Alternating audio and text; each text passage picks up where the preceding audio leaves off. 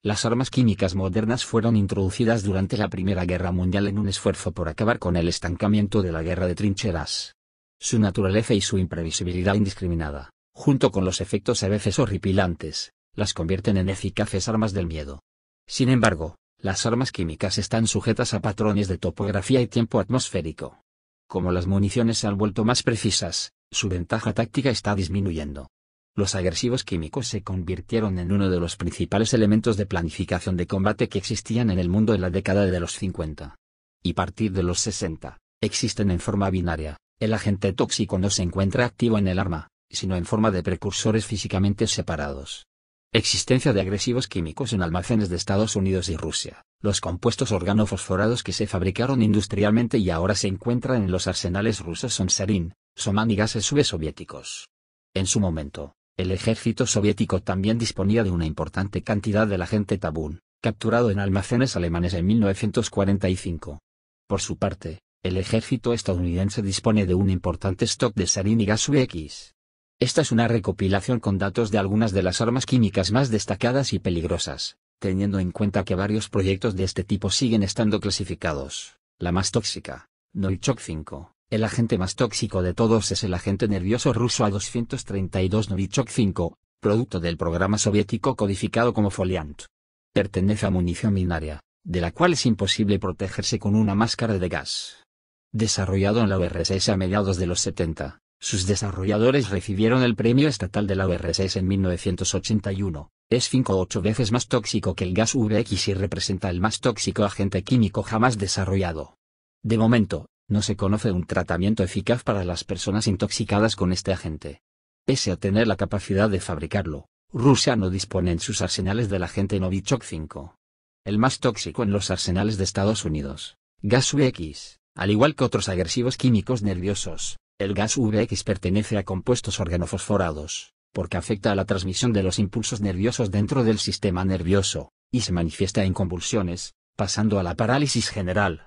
Fue desarrollado en el Reino Unido en 1955 como pesticida a partir del amitón. Debido a su extrema toxicidad fue prohibido en la agricultura, pero atrajo la atención de los militares estadounidenses.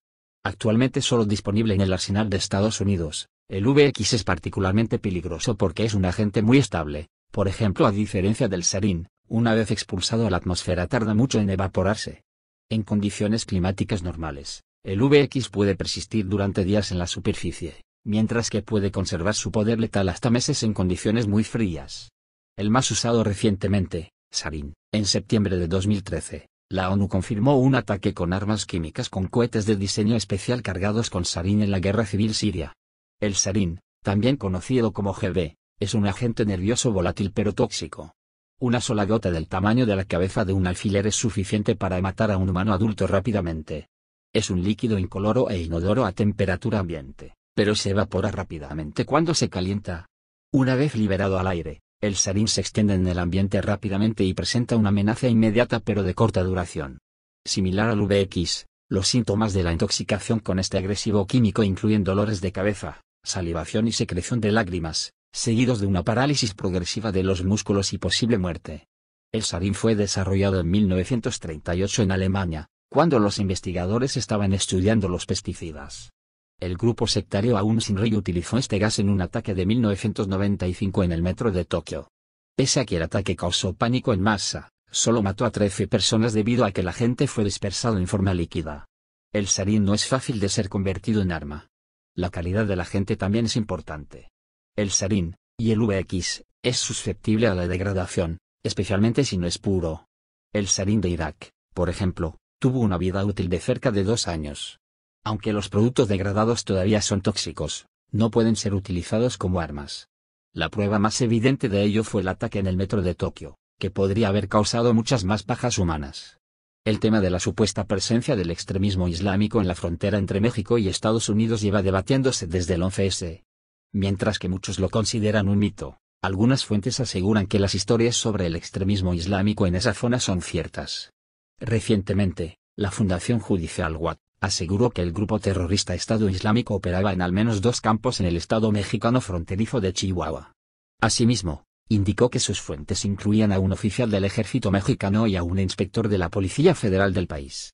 No obstante, México rápidamente rechazó esa información. En concreto, la Embajada de México en Estados Unidos anunció que el gobierno de México desestima y niega categóricamente cada una de las afirmaciones de Judicial Watch. Las autoridades competentes que operan en la zona han corroborado a su vez la inexistencia de dichas actividades con sus contrapartes estadounidenses, añadió. Antecedentes. No obstante, no es la primera vez que se habla de la supuesta presencia del extremismo islámico en la zona fronteriza de México con Estados Unidos. Tan solo unos meses después de los atentados contra las Torres Gemelas en Nueva York, el entonces embajador de Estados Unidos en México, Jeffrey Davidow, advirtió que los terroristas podrían haber entrado en el territorio estadounidense a través de México. A partir de ese momento, la idea no ha abandonado el debate público. En 2014, un exoficial de operaciones encubiertas de la CIA, Mike Baker, aseguró que Ley estaba en contacto con los cárteles mexicanos de narcotráfico. Este mismo año, un funcionario del Departamento de Seguridad Nacional de Estados Unidos, DHS, por sus siglas en inglés, comunicó que miembros de Ley habían discutido en Twitter la posibilidad de ingresar al territorio estadounidense a través de la frontera con México, informa Daily News. No obstante, posteriormente aclaró que no hay inteligencia creíble que sugiera que hay un complot activo de Ley para intentar cruzar la frontera sur. El informe de Judicial Watch tiene muy poco fundamento, discuten muchas cosas pero de ahí a que eso se concrete hay un tramo, ha comentado a BBC Mundo el analista en seguridad Alejandro P. A su vez, en opinión del analista de la consultora en seguridad Control Risks Dwyer, el reciente informe de Judicial Watch tiene muy poco fundamento. Hay intereses del Partido Republicano, de corte muy conservador, que aprovecha el miedo al terrorismo, y en particular al terrorismo islámico, para llevar agua para su molino en temas de inmigración y de militarizar la frontera, ha expresado. De vez en vez salen casos y nunca hay evidencia, jamás, ha añadido Dwyer. Sepa más, ¿qué tienen en común el Estado Islámico y los cárteles mexicanos? Asimismo, el analista ha hecho hincapié en que los cárteles no tienen el menor interés en colaborar con estos grupos porque eso sí los pone en la mira de los estadounidenses.